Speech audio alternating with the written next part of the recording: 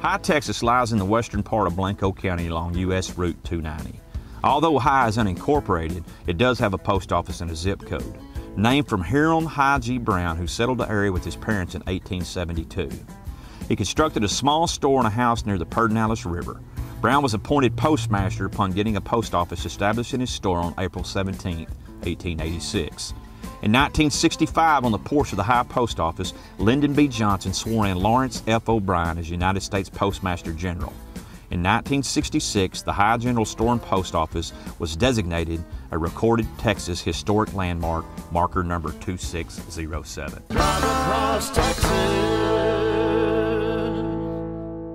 Today we're at Garrison Brothers Distillery in High, Texas. Speaking with Mr. Dan Garrison here. They bought this land, 68-acre compound in 2003 and became legal in 2006. Dan, thank you so much for having us out, man. My pleasure. You bet, man. Go ahead and tell them, the whole story about Garrison Brothers Distillery. Sure. I lost my job when I was 40 years old and kind of had to remake myself, and I decided to do something I loved, and there's nothing I love more than bourbon whiskey. I've been drinking bourbon since I was about 13 years old, and love the stuff, and I decided, you know what, I bet you if somebody can make good bourbon from Texas that's better than the stuff that's coming out of Kentucky, I'm gonna have something pretty special. So I bought my first still in 2004, managed to experiment for 3 or 4 years while I was still under the radar. If anybody from the TABC is watching, the statute of limitations has run out on that. Got my federal permit in 2007, started making bourbon again, and sold my first bottles in 2010. And today, 15 years later, we are selling bourbon in 23 states across America and 6 foreign countries. And I think we're making the finest tasting, highest quality bourbon whiskey in the world. And I love what I do. I've got the greatest job on earth. I drink good bourbon with new friends every single day, so can't complain a bit about what I do. Tell them about the compound here. You said it was 68 acres and how it's laid out. Yeah, so we're down in what we call the hospitality area. We got a bunch of chairs, we got a couple of fire pits. You can roast s'mores over there in the wintertime. We got iced tea and lemonade in the summertime. And people just hang out here. We do tours Wednesday through Sunday at 10 o'clock, noon, 2 o'clock, and 4 o'clock.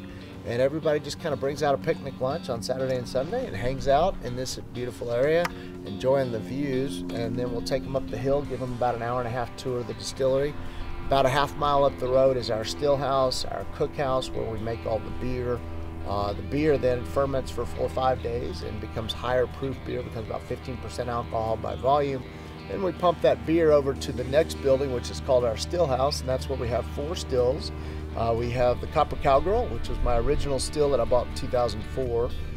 We brought in reinforcements in 2010. One still is called Fat Man and one still is called Little Boy. Those are 500-gallon Vendome brass and copperwork stills. And last year, in 2017, we decided that we still weren't making enough bourbon, so we brought in the big daddy of them all. It's a 2,000-gallon Vendome brass and copperworks pot still. We call that one the Big Johnson, and he's been operating for about 3 months, and we're getting some really nice white dog off of that one that's going into these barrels. That's awesome. Speaking of the barrels, I noticed you have a bunch of barrels here. I know that you season and you left your whiskey. I guess that's probably a misnomer, but how often do you use those barrels? So if you're making bourbon whiskey, bourbon has to hold, it's held to a higher standard than other types of whiskeys. Whiskey is a broad umbrella category that describes any distilled spirit made from grain that is aged in a wood barrel. Bourbon has to use a new barrel every single time. Bourbon has to be made in America. Bourbon has to be at least 51% corn in your mash bill, which is the beer that you make, and then you extract the alcohol from that beer and it ages in a white American oak barrel. Our barrels are 15-gallon, 24-gallon, 27-gallon, 30-gallon, and 53-gallon barrels.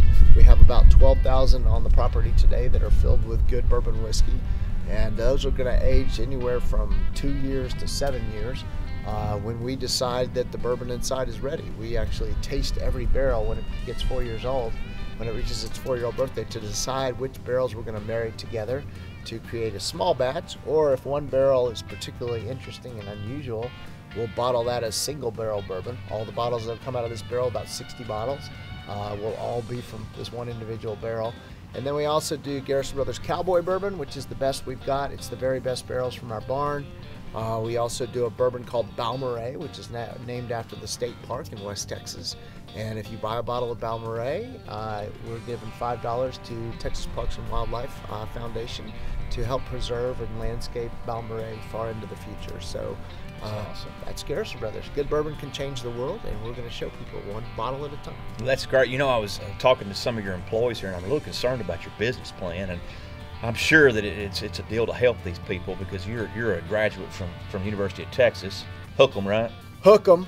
And you've got a bunch of Aggies and Red Raiders working for you. I mean, I don't understand that. Are you just trying to educate them because they got a long ways to go, but you know, we consider it social work.